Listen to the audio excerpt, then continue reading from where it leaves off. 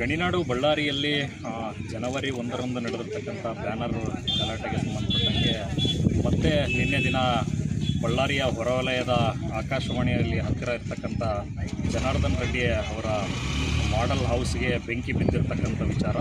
ಈ ವಿಚಾರಕ್ಕೆ ಸಂಬಂಧಪಟ್ಟಂಗೆ ಬಳ್ಳಾರಿ ಜಿಲ್ಲಾ ವರಿಷ್ಠಾಧಿಕಾರಿಗಳಾಗಿರ್ತಕ್ಕಂಥ ಡಾಕ್ಟರ್ ಸಮಣ್ಣ ಪನ್ನೇಕರ್ ಅವರು ನಿನ್ನೆ ಈ ಸ್ಥಳಕ್ಕೆ ಭೇಟಿ ಮಾಡಿ ರೀಲ್ಸ್ ಮಾಡೋಕ್ಕೆ ಹೋಗಿ ಕೆಲ ಯುವಕರು ಈ ರೀತಿ ಬೆಂಕಿ ಹಚ್ಚಿದ್ದಾರೆ ಅನ್ನೋದರ ಮಾಹಿತಿಯನ್ನು ನೀಡಿದರೆ, ಮತ್ತೊಂದು ಕಡೆ ಗಾಲಿ ಜನಾರ್ದನ್ ರೆಡ್ಡಿ ಅವರು ಗಂಗಾವತಿ ವಿಧಾನಸಭಾ ಕ್ಷೇತ್ರದ ಶಾಸಕರಾಗಿರ್ತಕ್ಕಂಥ ಇವರು ಈ ದಿನ ಪ್ರತ್ಯಕ್ಷವಾಗಿ ಈ ಸ್ಥಳಕ್ಕೆ ಆಗಮಿಸಿ ಇಲ್ಲ ಇದೆಲ್ಲ ಷಡ್ಯಂತ್ರಗಳು ನಡೀತಾ ಇದೆ, ಇನ್ನೂ ಈ ವಿಚಾರಕ್ಕೆ ಸಂಬಂಧಪಟ್ಟಂಗೆ ASP ಆಗಿರ್ತಕ್ಕಂಥ ರವಿಕುಮಾರ್ ಅವರು ಸಾಕಷ್ಟು ಇಂತಹ ಘಟನೆಗಳನ್ನು ತಿರುಸ್ತಕ್ಕಂಥ ಕೆಲಸ ಮಾಡ್ತಿದ್ದಾರೆ.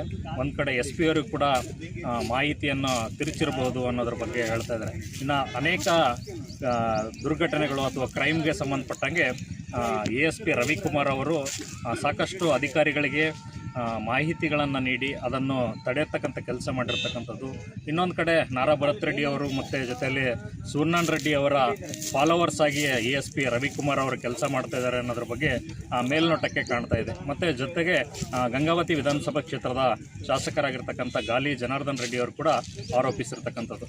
ಒಟ್ಟಾರೆಯಾಗಿ ಯಾರು ತಪ್ಪು ಮಾಡಿದ್ದಾರೆ ಅವರಿಗೆ ಶಿಕ್ಷೆ ಆಗ್ತಕ್ಕಂಥ ಕೆಲಸ ಆಗಬೇಕು. ಇದರಿಂದ ಸಮಾಜದಲ್ಲಿ ಆಗ್ತಕ್ಕಂತಹ ದುರ್ಘಟನೆಗಳು, ದುಶ್ಚಟಗಳಿಗೆ ಕಡಿವಾಣ ಆಗ್ತಕ್ಕಂಥದ್ದು ಪೊಲೀಸ್ ಇಲಾಖೆಯ ಕರ್ತವ್ಯ. ಒಟ್ಟಾರೆಯಾಗಿ ತಪ್ಪು ಮಾಡಿದವರಿಗೆ ಶಿಕ್ಷೆ ಆಗಬೇಕನ್ನುವುದು ಕೂಡ ನಮ್ಮ ಆಶಯವಾಗಿದೆ. ಗಡಿನಾಡು ಬಳ್ಳಾರಿಯಿಂದ ಡಾಕ್ಟರ್ ಗಿರೀಶ್ ಕುಮಾರ್ ಗೌಡ, ಬಳ್ಳಾರಿ.